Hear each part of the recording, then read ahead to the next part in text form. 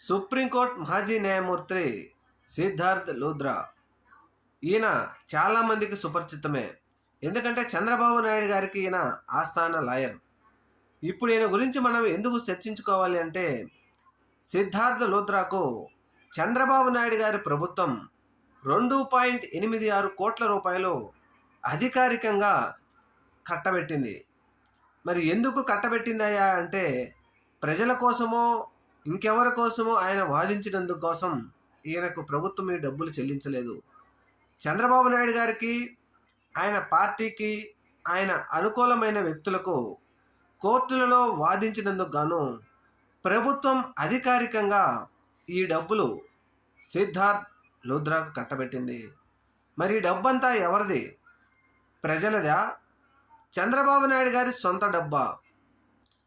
మరి పార్టీకి మీకు సొంతంగా కేసులు వాదిస్తే ప్రభుత్వ సొమ్ము ఎందుకు చెల్లించినట్టు ముఖ్యమంత్రి గారు?